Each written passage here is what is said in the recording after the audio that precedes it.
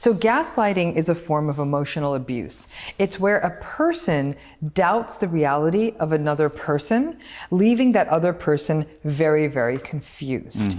Gaslighting is sort of a signature tool of the narcissist, and they're often engaging in it to protect their fragile egos, to keep the world in line with their own reality, with little regard of how much it hurts another person when we doubt theirs. So again, it's very much a tool of manipulation, of emotional abuse, of again, second guessing someone else's reality. And there are there are lots of things to look out for, but we're going to go through three of them today. What's the first one? The first one is when somebody says to you, you're too sensitive, or you have no right to feel that way. When you do that, you immediately tell them that their emotional world is invalid and you're judging them for it. You have no right to feel that way, as though you are judge and jury on their emotional state. Right. Okay? So what that does is it makes a person literally doubt their feeling, and a feeling is a spontaneous experience. So now it's almost like telling someone, you must be too hot, and they're perfectly comfortable, or telling someone they're hungry when they're not. Yeah. You know, so this is the emotional, when we do this emotionally, it is termed gaslighting, because the person's like, oh, I thought I was that, but you're telling me I don't get to be angry about this. Right. And then some people, when they're told it enough, they believe it. Right. When people are given this situation, being told you're too sensitive, you have no right to feel this way, the best thing to do is to not engage at that point, because you can't win. No matter what you say, this person, if anything, by those statements, has shown that they're willing to emotionally manipulate and abuse you. There's nowhere to go in that conversation. So if they say that, maybe if anything, say, no, that is in fact how I feel, and leave it at that. But they're going to keep pushing at you, so you can just let it go. And no, the conversation ends there, instead of you getting into a ongoing conflict with them. Right. Okay. The second is deflection. Believe it or not, deflection is a form of gaslighting, because you're talking about something. You might take the time and say, we need to talk about this issue, and sit the person down in a hope of benefiting your relationship. And maybe you raise up something, I don't know, about a lie or about something financial in the relationship, and they deflect it to, well, you know what, now that you brought this up, remember 2 years ago when blah, blah, blah, blah? And now, an issue you're bringing up that's very relevant to here and now, they now are talking about something that happened years ago, or something that's unrelated. But when they deflect to a situation that makes you look bad. And see, what I would want to do is say, excuse me, you're deflecting. But I'm guessing that's wrong. They'll say, oh, because that situation makes you uncomfortable, doesn't it? And you see what I'm saying? They're going to tunnel. Oh, sorry. So when there is that kind of deflection, once again, you can either gently bring it back, say, okay, you know, we can come back to that. Absolutely think we should talk about that if it's important to you.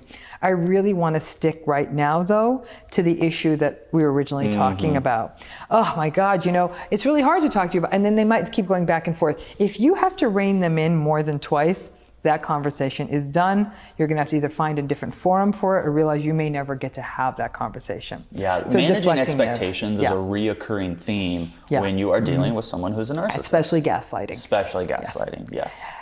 The third example of gaslighting is, that never happened. Oh.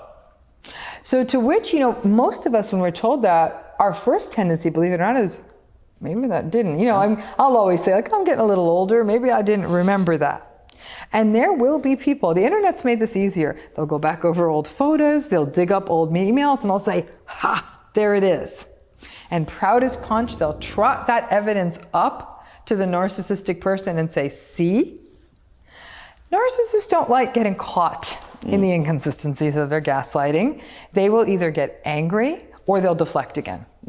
Oh, how nice. Would you like me to pull out emails that show when you did this to me, then that, this? And so it's very unsatisfying. I've always said that a surefire sign to detect whether you're being gaslighted in a relationship is you get to the point where you feel like you need to either A, record all your conversations, but I can tell you this right now, if you play back that recording to the narcissist, they're not going to cop to it. They're going to either say, you are such a petty person that you had to feel the need to record our conversation. How dare you? And they will get very sort of morally high and mighty.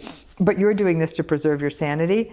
If you do make these recordings, they're really only for your sanity. You can say, okay, I did say it this way. I didn't say the thing they said. And if anything, that data might give you more conviction to realize this person's gaslighting you and decide what your next step's going to be. Another mistake people make when they're in gaslighty relationships is they write the long email. Because see, the gaslighter never listens to you. They're always deflecting and accusing, you're too sensitive, you're this, you're that. So the person, I'm going to write them an email. And if I can explain it all to them and they can't interrupt me, they're going to get it. No. Not going to happen. They're not going to get it. And then these people will spend days, weekends, entire weeks, like writing the perfect email, making sure the language is right. And they send it thinking, well, now they're going to get it. The narcissist is going to reload both guns and they're going to send it all back to you. Sometimes they'll even give you a bullet by bullet. So then they're going to gaslight you on paper. So I think that the simplest advice when you're being gaslighted is to end the conversation because you're going nowhere. But gaslighting does lead people to do these things like emails and recordings. It just only confirms what you already know. It's a very unhealthy pattern. Most people in the field characterize it as a form of emotional abuse. And people who are confused by it, that often contributes to other issues like second guessing and self-doubt and confusion.